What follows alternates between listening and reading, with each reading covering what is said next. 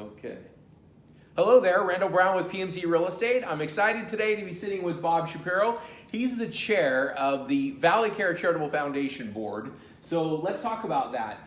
Why is it important to have a community hospital, and why should we support it?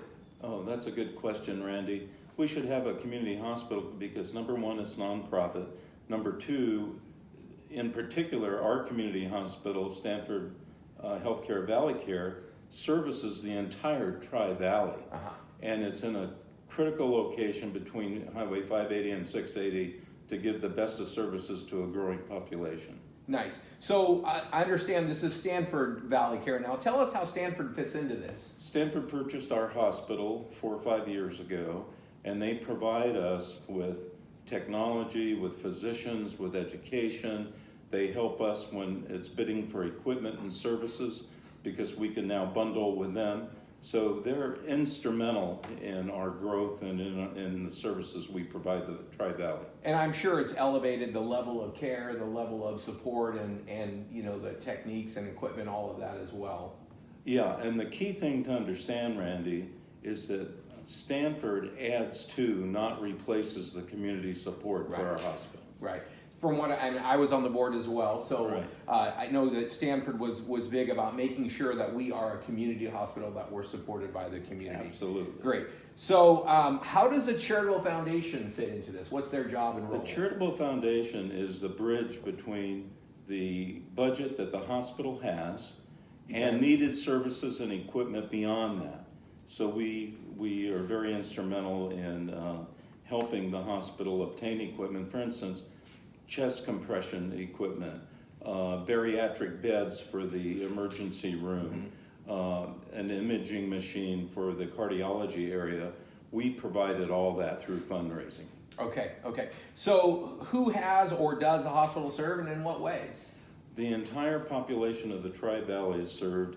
Just think of this, Randy. In our emergency room alone, we do more than 33,000 visits a year. So we very much service the Tri-Valley. Okay. So what has the foundation been able to do for the community hospital? Well, I guess you just covered that. You went through exactly. So what's the newest need for the hospital, for the foundation? This is an important one. We just finished a campaign and we raised over $600,000 for a stroke clinic. Every 40 seconds, someone in the United States, Randy, has a stroke. Time is of the essence in how you handle the medical situation with a stroke.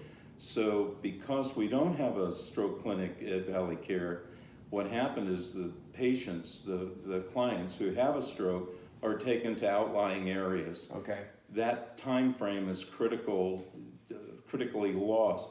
So we joined forces with Stanford Neurology. They're providing us a lot of help with that, but now we service stroke victims, and we're already not victims, but people who have strokes. Yeah. But we're already handling that. Right. So, from the first of the year. Nice. So what do you want the community to know about the hospital that they may not know? Well, we may not know that we have the highest safety rating given by the industry, and we also have one of the fastest response times to critical needs for patients. Nice. And also I hear they have the fastest response time for like heart attacks and stuff like that. And that was fascinating to know that. Right. So who's part of the foundation?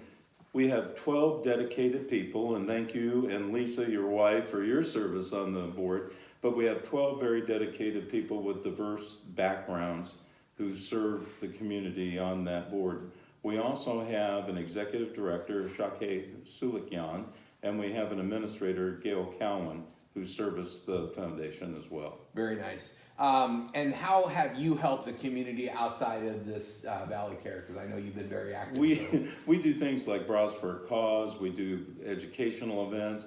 We even partnered with the Pleasanton School District. We had over 100 students at Hart Middle School paint 2 paintings that address people around the world, and they're hanging in the lobby of the hospital right now. Nice, very nice. So again, what else have you done? You know, so I know you've been involved I know that you have quite a resume, so be humble and share with us. So you've given back to the community. Pleasanton is such a great community. Tell us, your I love Pleasanton, and I'm passionate about it.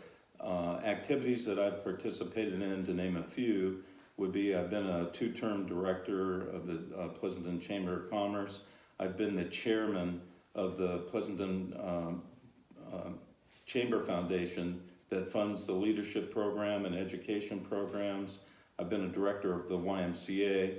I've been on the board of trustees for Las Positas College. For 5 years, I've been the chairman of Valley Care Charitable Foundation.